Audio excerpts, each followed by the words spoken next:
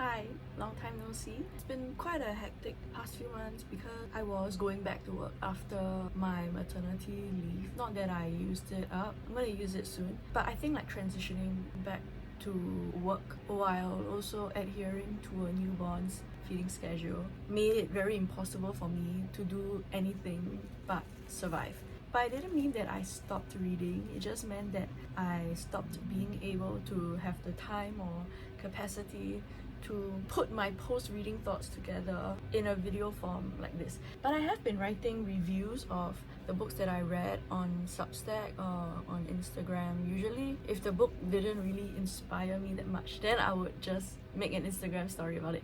If I liked the book a little bit, I would write an Instagram post on it, and if I really liked it, I'll write a long review and then I will post it on Substack. I don't know whether I'm imagining things, but I feel like the caption allocation in Instagram has shrunk, or maybe it's just my imagination, but I feel like I can't even fit that many words into the caption as I used to in the past. I'm not going to cover every book that I read because I feel like that's not realistic or productive use of my time. So I'm just going to talk about 3 that I really liked, and I have the hard copies here with me.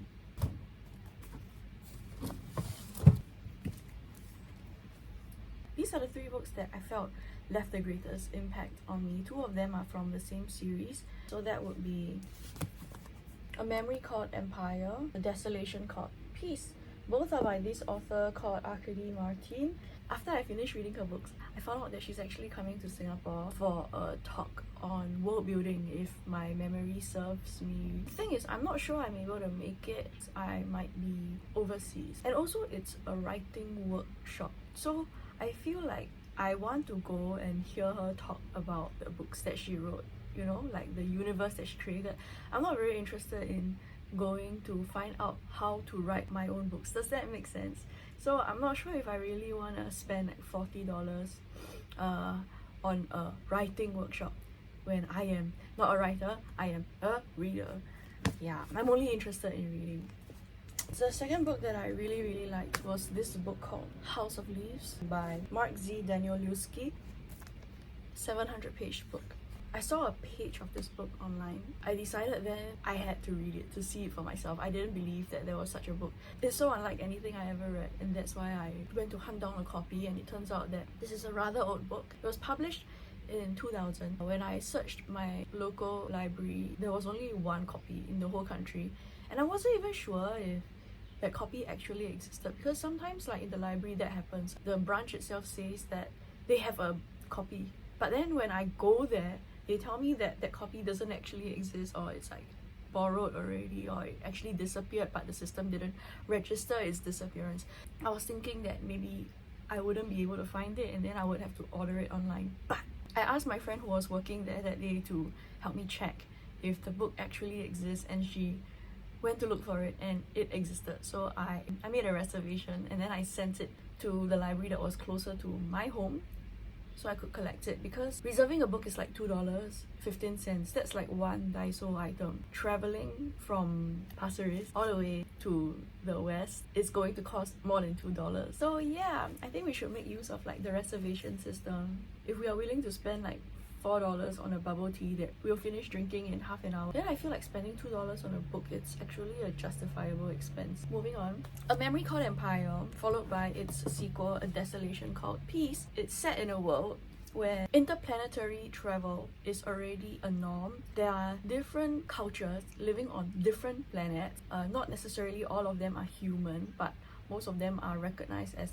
people. There is one planet that is in charge of all of them. It's a monarchy basically. It's run by an emperor. This planet is also a city. They have their own language system that centers them. Does that sound familiar to you? I'm afraid I'll say it wrong, but it's called teixcalaan. That's how I read it in my head. Teixcalaan runs the empire, and within this empire are smaller planets that they colonize and then they extract resources from. There are also artificial planets, which are basically giant space stations, so the people who live on it are stationers. The general arc of this story is this constant discussion of what it means to be foreign or a barbarian in the eyes of an empire. However, that's complicated when the foreigner or the barbarian actually loves the empire's products and adjacently the empire itself.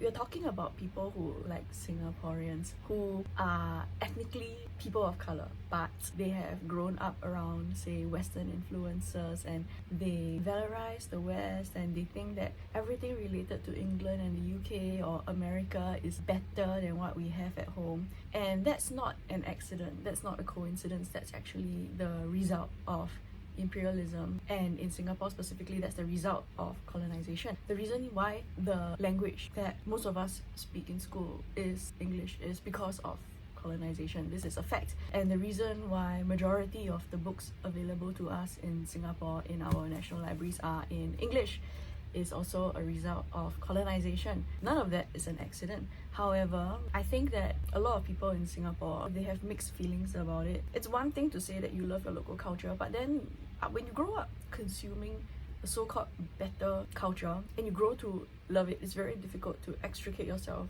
from that love. The main character, Mahit, she's a stationer. She comes from Lisel station, Lsel. I don't know how to pronounce it. She grew up loving teixcalaan, poetry, literature, culture. Anything that she can get her hands on, she wants. It's her dream to go to the city. It's her dream to leave her station behind, and she wants to be where the people are. She has complicated feelings about that because she also grows to learn that things in the city are not as perfect as they seem. In fact, the monarchy itself is very suspect, and they do a lot of ethically questionable things. This complicates her love for teixcalaan. She also realizes that her home planet is in danger of annexation by the empire. Her job is actually to go there and prevent an annexation, to play politics and sort of save her station from annexation. I'm not going to spoil the story for you because I really want as many people as possible to go and read the book. It's deeper than I thought it would be. It's the kind of book that I thought when I was reading could be taught in a university module. And then I spoke to my friend who graduated recently, and she told me that this was actually part of a university module when she was an undergraduate, maybe 2 years ago. So hey, it's a good book, right? There is value in it, there's literary value in it, there's a critical value in it. Yeah, I think everyone should go and read it. In book 2, A Desolation Called Peace, the conflict is no longer restricted between foreigner and the citizen, but it extends to the empire versus whatever is outside the empire. So we find out that there is an alien force who seems really overpowered. They can kill entire planets, they can spit acid, they look very scary, they seem to be able to teleport, but that's because they can actually travel invisibly without being detected. Yeah, they are scary. They are a threat to the empire, a threat to humankind, a threat to mankind, a threat to anybody that teixcalaan considers a person. And they do not consider these aliens to be people. However, these aliens do not consider humans to be people, and that's why they exterminate with extreme prejudice. To them, it's like not an issue. It's like killing insects. However, humans see them as the insects. There is this very interesting expansion of this self-other dichotomy. The challenge presented in this book is to expand one's definition of self. Like the question posited to us in the first book itself was, how wide is your definition of you? If we think about that, how wide is the teixcalaan definition of me? It extends to the aliens that they civilized and turned into subjects. Can this me then extend to even more frightening, even more different, and even more foreign aliens than the aliens that they have back home? It's this whole idea about recognizing the humanity in people who don't necessarily look like humans or act like your definition of humans. So I think that the message behind this series, I hope it's a series because 2 books is too short, the message behind this series seems to be a very pertinent one in today's world. So that's these 2 books. Also, there are lesbians. You don't need to worry about seeing like straight people, sex scenes, nonsense. No such thing. Yeah. Sapphic. People actually compared this to the Lock Tomb series, which is like my ultimate favorite series. I think when the relationships are not heteronormative, it brings in a lot more nuance. Like we're talking about power imbalance. And if one character in the pairing is a man, it is very difficult for us to have different kinds of dynamics because men are generally already accorded more power to begin with. Even in a world like this where women can serve as generals, women can serve as emperors, where gender doesn't really seem to matter, I think then it makes more sense to have a non-heteronormative couple. Teixcalaan series by Arkady Martine. The third and last book that I want to talk about is House of Leaves. Okay, so this book is wacky. Like, let me just find a random page for you. Okay, I find a random page.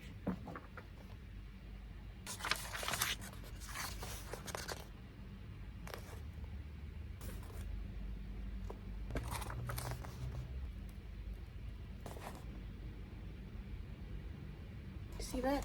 Okay, so the thing about this book is that it's starting to trend right now. I think there is some kind of a comeback happening because people are intrigued by the spooky and the unknown and the challenging, right? And this book is challenging. Reading this book feels like work, and I didn't really understand why until when I was finished with it. I went to read about it online. I didn't want to spoil myself beforehand, and I found out that this is actually part of a whole genre of literature that expects work from the reader. It's called ergodic literature. The point is that you are not supposed to just passively consume the content. You need to turn it upside down, you need to follow the words that are scattered haphazardly across the page, you need to read the text, jump to the footnotes, read the text, jump to the footnotes, you need to flip here, flip there, flip to the appendix. It makes you work for information, it makes you work for meaning. This is a very postmodernist text, but I think that there is meaning, and that meaning is very, very clearly portrayed if you focus on just one narrative. But then the other narratives that come in the footnotes or in the margins or in the appendix, they are not there to remove meaning. They are there to maybe complicate meaning, and they are there to distract the reader from attaining meaning easily, but it doesn't mean there's no meaning. So meaning is there, meaning is there. Okay, so I'll just give you a basic summary. If you don't want any spoilers, you want to go into it blind just based on what you saw, please go ahead and ignore the summary. There is this documentary created by a so-called world famous photographer called Will Nevidsson. The thing is, this film doesn't exist. Will Nevidsson doesn't exist, but there is a supposedly a home documentary that he made with his wife, his 2 kids, his brother, some random guys that he hired from outside to help him explore the thing that pops up in the middle of his new house. So this thing is a hallway, and this hallway seems to go on endlessly. By right, it should extend into the backyard, but we are talking about an endless space, you know, like a warp in the space-time continuum within his house, and the portal is right there inside his house. This is putting a strain on his already strained marriage, and his kids are also starting to act out in ways that definitely are not good for them psychologically. He actually started out his documentary on a happy note. He just wanted to document him finally settling down as a family man, finally buying like a family home for them in the suburbs, putting aside his career of very dangerous photography in war-torn places. However, this hallway pops up, throws all his plans into the dustbin. I don't know whether I should tell you all this, but they explore this space several times. That film captures these explorations. Covering this film, giving a blow-by-blow account, is this manuscript that's written in an academic style. It's written by this guy called Zampano, but Zampano is blind, so I don't know how he wrote it. You don't need to know how he wrote it, you just need to know that he wrote it. When I say covered in an academic style, I mean like this. It's pseudo-academia, unpacks the film, basically scene by scene, letting you know the plot at the same time. And then there are these references at the bottom to journals, to articles, to interviews by famous people that you have heard of. But the thing is, everything is made up. All his references are made up. Either there is an alternate universe where all of this is real, or the old man was making things up. This pile of papers was discovered by his neighbor, Lute, and his neighbor's friend, Johnny Truant. So Lute and some other neighbors, they realized that the old man hadn't come out of his house for a while. They got worried. So they went into his apartment, they broke into it, and then they discovered that he was dead and his house was a mess. He lived like a crazy recluse or hermit. There was also a pile of papers there. Lute called his friend Johnny Truant over. Johnny Truant was interested in this pile of papers So he took it back with him and he read it, and there was actually a note inside asking whoever discovered this pile of papers to please like just publish it and take the money if it makes any money. But Zampano just wanted his name on the acknowledgements page, and that was that. So Johnny took it upon himself to edit this manuscript, to put it together, make it coherent, to turn it into a real manuscript for publishing. When he was doing all that, he realized that the film doesn't exist. People that were so-called interviewed don't recall having ever done any interview regarding the Nevidsson record. Johnny also started to hallucinate. He started getting nightmares the more he read the manuscript. I put my thoughts together in a review on Substack because it's very difficult to verbally talk about it without some sort of place to organize my thoughts on. I think that's one of the challenging things about this book, is that you can't really talk about it in a straightforward way. When people ask you what's in the book, what's it like, how is it written, there are so many things that you can talk about that you end up unable to talk about a single one of them. You can only make sense of it slowly on your own, like putting together a 1,000-piece puzzle. And this is a puzzle box of a book. It's a one big puzzle. Truant, when he is editing Zampano's text, he also ends up basically oversharing about his life in the footnotes. His footnotes can eat up entire pages at a time. He's just rambling and rambling about his sexual encounters. So it's basically he just lives a very hedonistic lifestyle. He does a lot of drugs, he drinks, and then he womanizes. And in all his stories, he always writes that the women find him irresistible, that the women basically threw themselves at him. But from the very start, he has already admitted to being a consummate liar, so that throws suspicion on all the stories that he tells you. However, some stories are true. Stories about his foster father beating him up, those are true.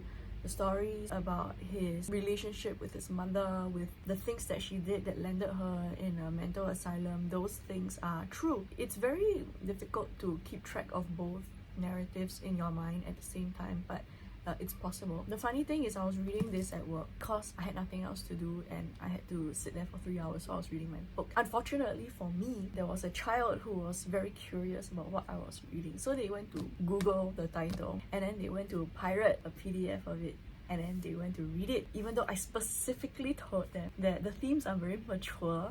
It's an M18 book with all sorts of violent and sexual content inside. And the child was just like, they would have looked it up sooner or later because of curiosity. So it makes me feel a bit uncomfortable and a bit bad, because I feel like this wouldn't have happened if I didn't read my book in a public place. But then I also feel like I have a right to read my books in a public place, and I have given my warnings. And if the child still insists on going about doing the things that they want to do, maybe like it's out of my hands. You know, what can I do? I go to their house, I confiscate their phone. Cannot be, right? Cannot be. At this point, it's up to them. Anyway, I got derailed by this anecdote, but that's exactly how Truant derails the narratives with his anecdotes. He just goes, by the way, and then he tells you something that's completely unrelated. He basically tells you his day from the moment he wakes up to the moment he goes to sleep. The funny thing is, the child who read the book, even though I told them not to do it, they told me that they had a very hard time following the footnotes and the analysis of the film at the same time. They said that they went to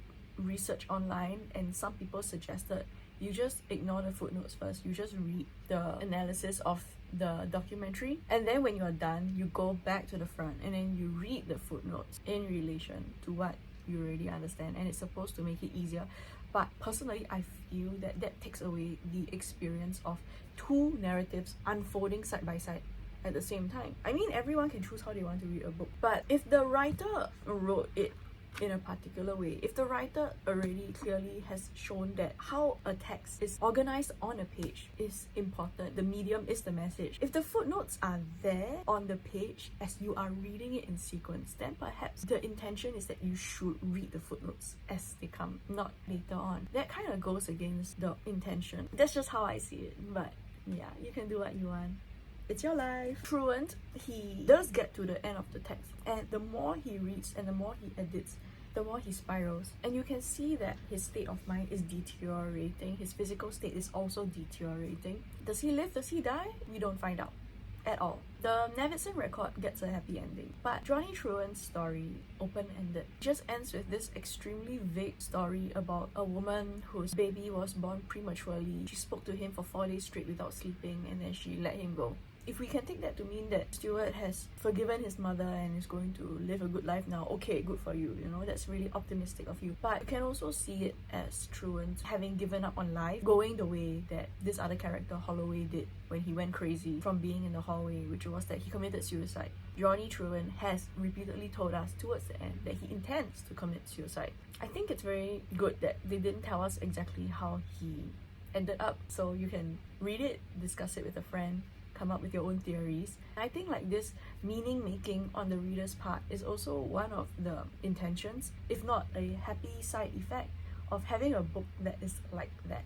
At the end of the book, there is a whole appendix section that's very long. It actually comes with so-called artifacts that are supposed to prove that the Nevison record are real. There are also these letters supposedly written to Johnny from his mother while she was in the mental asylum. She is also experiencing some kind of psychosis. Some of the things that she says cannot be trusted. I know some people don't like that, and they want certainty in their literature. They want to feel safe, they want to know there's a happy ending, they want to know that things will wrap up neatly. So if you are that kind of person, then this is not the book for you at all. You need to be able to relish in uncertainty and embrace the unknown.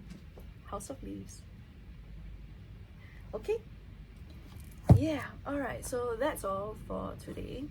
In the past few months that I have been gone, there were other books that I have also enjoyed, but I would like to cultivate a healthier reading habit. If I can't read slowly, I would like to read deeply. I also want to be more discerning in which books I give extra time and attention to, because now my time is limited. I have priorities to my baby, so baby comes first, work comes second. But the thing is, baby takes up like 40%, work takes up another 40%, so that leaves me 20% to do things to actually survive, like eat, sleep.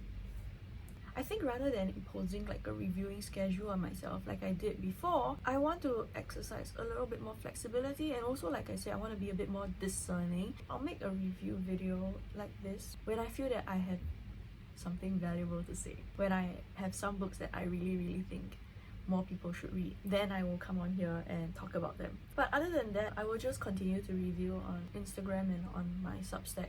Thanks for watching. I really appreciate it. I'll see you around. Bye bye.